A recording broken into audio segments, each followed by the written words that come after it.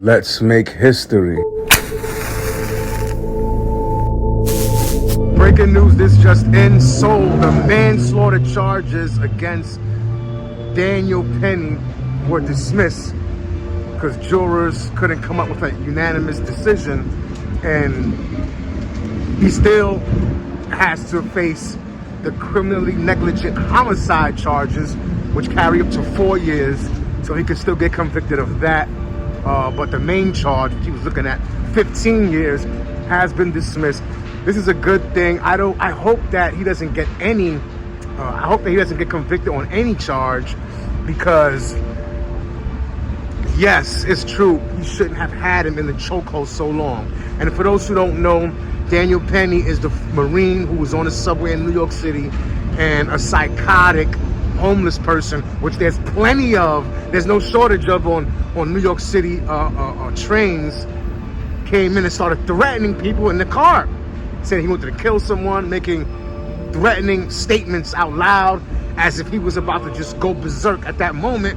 So Daniel Penny jumped up, put him in a chokehold, and held him there till the cops came, and unfortunately the guy died.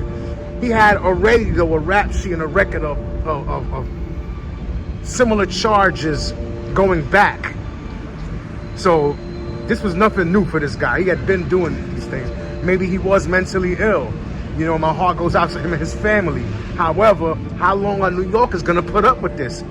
There's been a trend this past year or two. People getting pushed in front of trains, having their legs severed, pardon me. People getting pushed in front of trains, having their legs severed. People dying, like, it's ridiculous. And there's always been psychotic people who look to harm others and intimidate others in New York subway system. However, lately, since COVID, it's gotten ridiculously worse.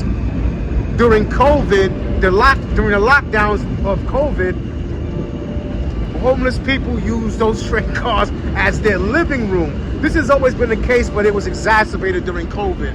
And it seemed like we haven't really bounced back since then. I bet you had he been a black or Hispanic man, he probably would have been praised from the beginning for this. But because he was white and the victim was black, it became this whole race issue. So I'm just waiting for the protest to start. Hopefully not, though. The jury in the subway chokehold trial deadlocked. They sent 2 notes today saying they could not agree on the top charge against Daniel Penny, manslaughter in the 2nd degree, and the charge was dismissed by the judge. As you mentioned this morning, the jury sent a note saying they were unable to reach a unanimous decision on count 1, manslaughter in the 2nd degree. After they sent the first note this morning, the judge ordered them back to continue deliberations. They sent a second note this afternoon saying they were still deadlocked. The defense wanted a mistrial. Prosecutors moved to dismiss the top charge so that the jury could move on to count 2, criminally negligent homicide, the lesser charge. The judge granted that despite the objection of Penny's attorneys. The judge told the jury, quote, manslaughter in the 2nd degree is dismissed. What that means is you are now free to consider count 2.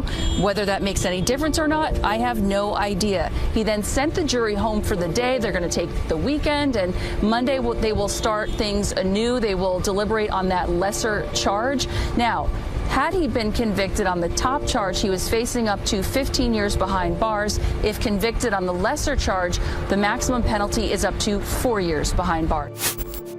Could Daniel Penny have done other things to handle it better? Yes. However, I think he deserves to be praised for having the courage to step up. Who knows what this guy was going to do? There was even a mass shooting on the subway a few years back. And that guy's locked up now. And actually, it's like him and R. Kelly are kind of best friends, they say, behind bars. But hey, that's another story. Leave your thoughts in the comments. Don't forget to hit that like button.